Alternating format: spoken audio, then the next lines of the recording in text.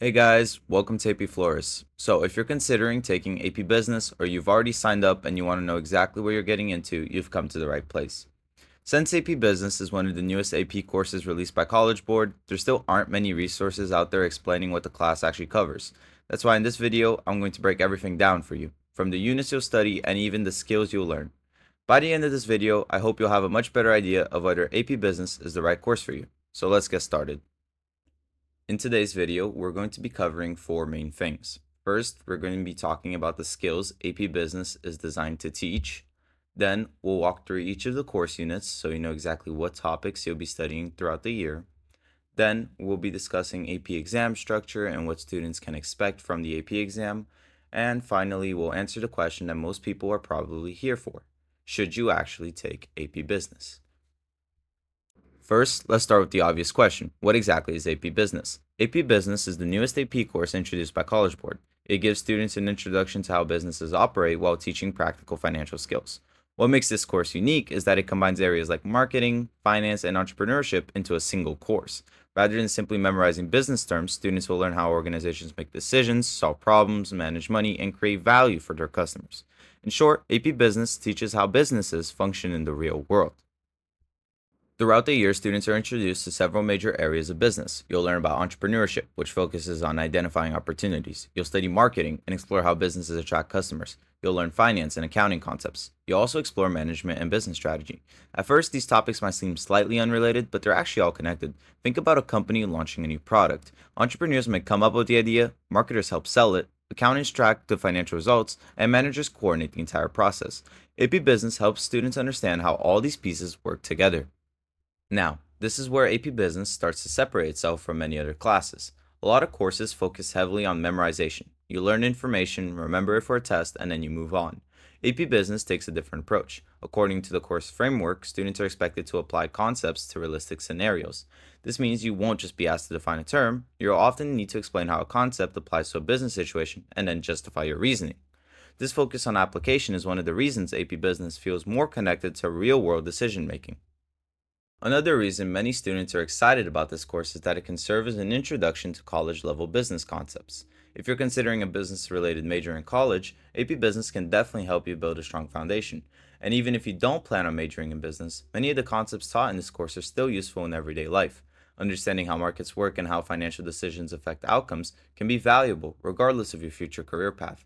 The course is designed to help students develop skills that extend far beyond a single AP exam. Another thing that separates AP Business from many traditional business courses is its emphasis on skill development. According to the course framework, students will build five major skill categories throughout the year: concept application, entrepreneurship, communication, decision making, and collaboration. In other words, AP Business is designed to be highly practical, giving students opportunities to use business concepts throughout the year instead of simply learning about them. These are highly valued skills that can be valuable in college, careers, and everyday life. So, what does AP Business actually look like on a day to day basis? Based on the resources released so far, students can expect to spend time working on projects, presentations, and business case studies. This means that students are often expected to think critically and propose solutions. So, if you enjoy discussing ideas, solving problems, and looking at real world situations, that's something you'll probably appreciate about the course.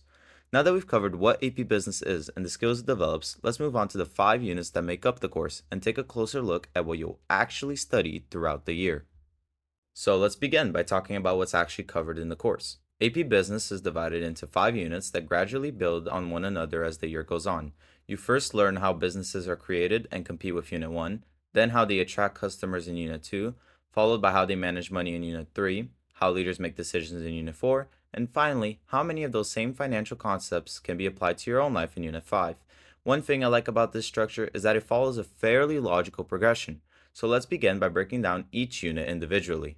The first unit is called Businesses, Competition, and New Ideas. This unit lays the foundation for everything that comes later in the course. Students begin by learning some of the core principles of business and exploring questions like what is the purpose, why do some succeed while others fail, and how do companies gain an advantage over their competitors. One thing you'll notice throughout AP Business is that very few decisions happen in isolation. Companies are constantly affected by competitors, customers, and economic conditions. That's why understanding the environment businesses operate in becomes so important.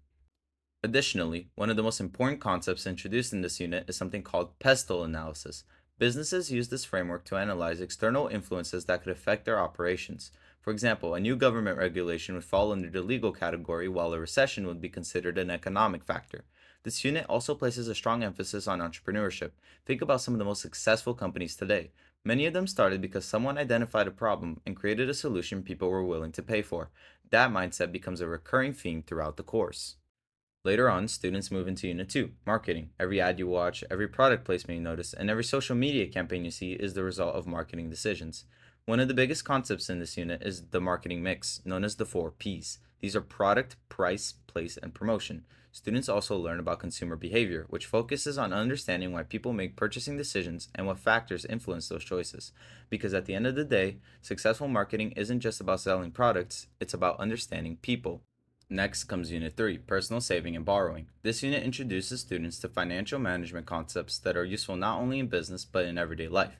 Topics include borrowing, accounting, financial management, business expenses, and financial statements. If marketing helps businesses attract customers, accounting helps companies understand whether they're actually making money. So, without accurate financial information, it's almost impossible for a company to make informed decisions. This unit begins developing the financial literacy skills that many students will continue using long after the course ends. Now, in my opinion, this is one of the most practical units in the entire course, as students will learn how businesses track money flowing through an organization, assess costs and profits, and make informed financial decisions. Another major focus is learning how to interpret financial statements, because as a student, you'll encounter many documents that are tools used by business owners and financial professionals to understand what's happening inside a company. So, even if you never become an accountant, understanding these documents can make you a much more informed individual. And that's one reason why many people consider financial literacy to be such an important skill nowadays. After learning how businesses attract customers and manage their money, students will move into Unit 4, Management and Strategy. This unit focuses on leadership and decision making because at this point in the course, the focus will shift towards the people responsible for guiding organizations.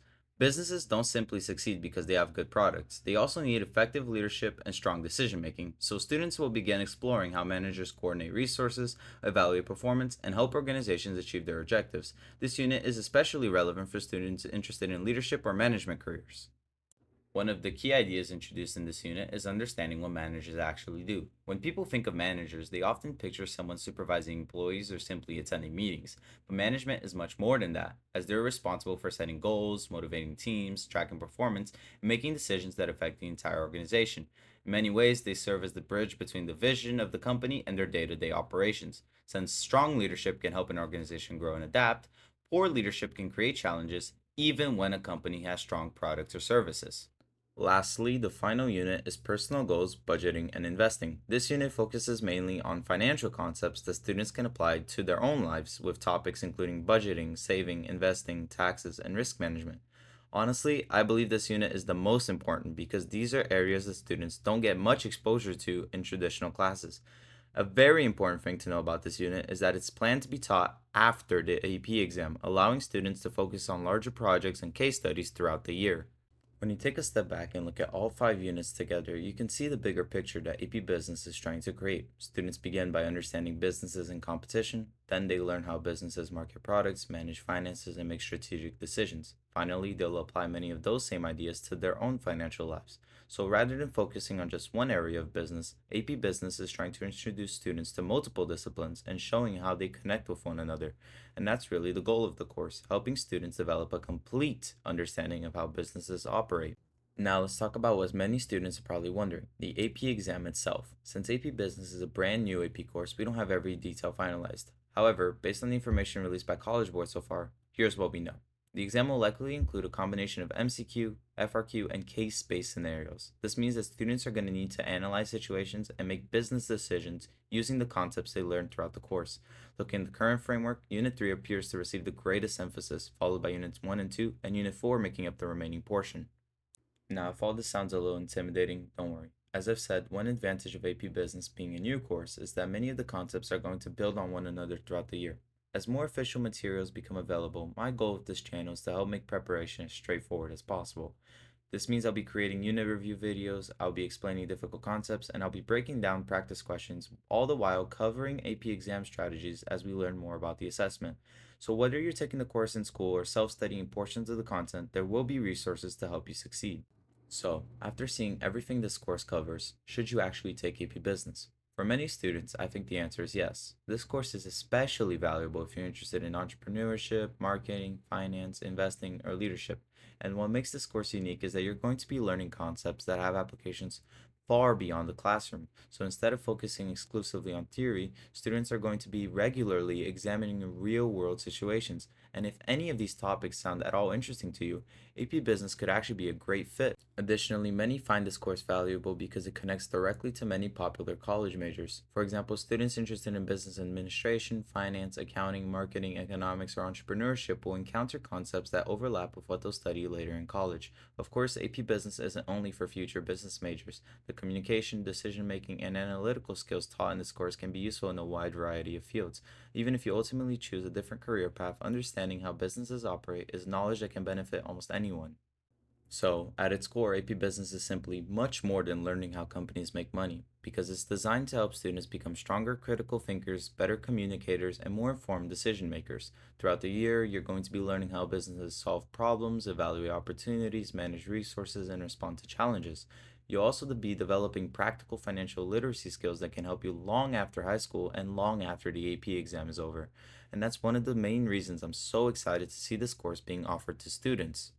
And that brings us to the end of this overview of AP Business. I hope this video helped you better understand what the course covers, what skills you'll develop, and what you can expect throughout the year. If you're interested in AP Business, make sure to subscribe because I'll be creating future videos covering individual units, exam strategies, study resources, and everything else you need to succeed in the course. Of course, as time goes on, I hope to continue improving so that all my future content is of high quality for you guys. Thank you so much for watching. I'm AP Flores, and I'll see you in the next video.